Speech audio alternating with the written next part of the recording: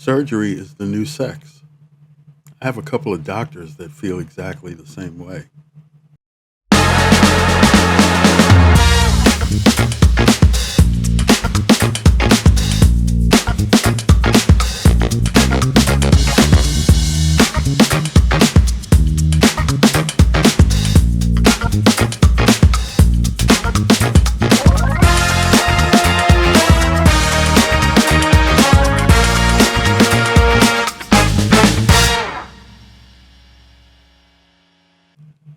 I once told RM that I recommended that fandom view content they think they're going to hate because you never be really sure.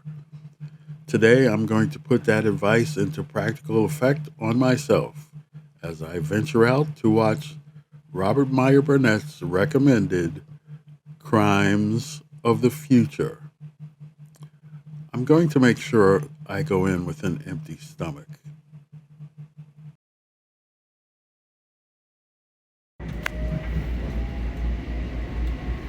So here we are on the train,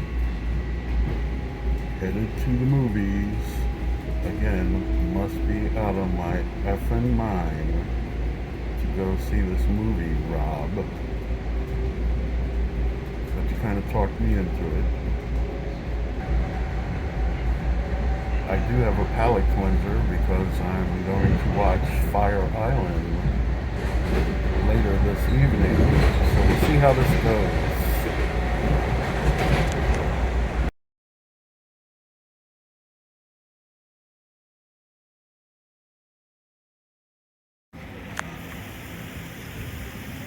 Okay, so here I am in Lynbrook, New York, and I am minutes away from seeing Rob's anticipated premiere of David Cronenberg's Crimes of the Future. Uh, just so that you know, I have an empty stomach because who knows how this is going to go. We'll see how I feel about it after the show. Talk to you then.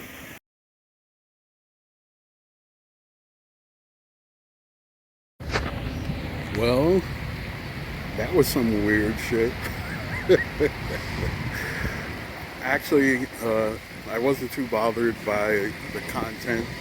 Uh, Not really kind of flick for me, but I don't have a problem with viewing it. I actually wouldn't mind seeing it again to get a little bit deeper into the content. All people that you recognize in the film, Kristen Stewart is in there, Leah Seydoux is in there, Scott Speedman, and Viggo Mortensen is the main character. Uh, should you go see it? Yeah, I guess you could. I'm kind of mad on it, but like I said, I'm not down on it. So perhaps when I get home, I'll talk a little bit more detail about it. For the time being, right now, I am out ready to go catch my train to go home. All right.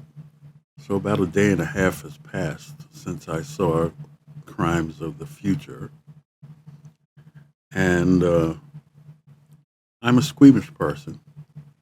So things that squirm or slither aren't really at the top of my list to pursue.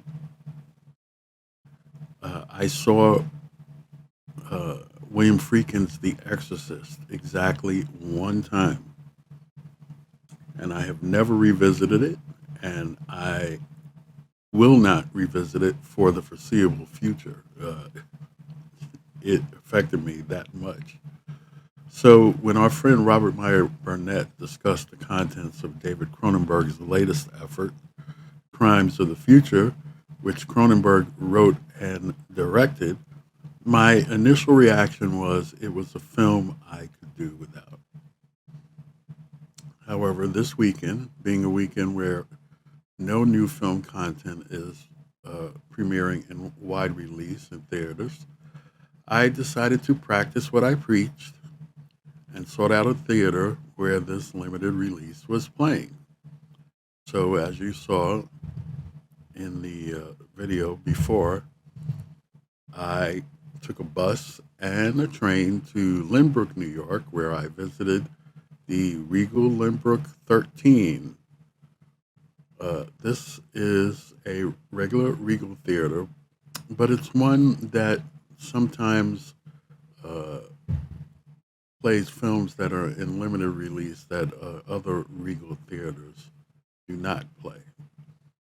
So that's why I went there, and I got there in time to have maybe like about a half an hour to think about what I was going to watch, sitting in the seat, sipping a Pepsi, and anticipating the film with mild trepidation. But the fact is that the film content, while it's unusual, it's not so gross as to cause a curious filmgoer to run screaming from the theater. The film begins with a bucolic seaside scene where a young boy is digging in the sand by the shore, and his mother calls down from a nearby house, warning the boy not to eat anything he finds in his excavations. What seems like a standard motherly admission, and what happens afterwards is central to what is happening in the film. Later, we meet the main character, or at least as far as I'm concerned, the main character, a man named Saul Tenser, who suffers from accelerated evolution syndrome. And that causes him to grow new biological organs that his partner Caprice tattoos while the parts are still inside his body. Then they perform what is called desktop surgery to remove the organs that he has grown before a live audience. Saul and Caprice are being investigated by several people, including two from the National Organ Registry, and a police officer who is curious about Tensor. And then there's another group of people altogether that are experiencing accelerated evolution in a completely different way from Saul. So all this is going on. It's all somewhat benign, if not outright strange, but there's unexpected violence around the next corner, so you might want to watch your step. David Cronenberg wrote and directed this film, and Howard Shore performed the mood music, and the actors were very good. Viggo Mortensen plays Saul Tenser, the man with the unusual tattooed organs. Leah Seydoux played his uh, live-in partner, Caprice. Uh, See if you recognize Scott Speedman. Uh, it's a name from the past. He plays the father of the boy who appeared in the opening scene of the movie. And Kristen Stewart plays one of the two investigators from that organ investigating unit that appeared earlier. The more I think about it, the more I think that Crimes of the Future would be a good companion piece to Richard Fleischer's 1973 film Soylent Green. But you shouldn't take that connection or the connection that I'm making and think that one film has anything to do with the other. I just think it would be a pretty good companion piece to this film. Strange as it may seem, I'm trying to talk myself into watching the film a second time.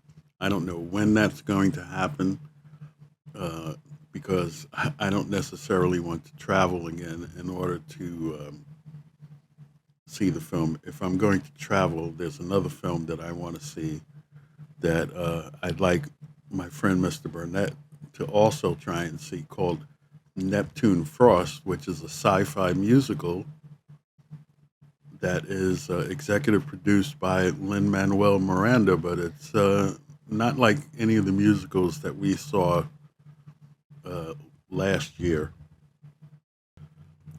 Rated R by the MPAA for strong, disturbing, violent content and grisly images, graphic nudity, and some language.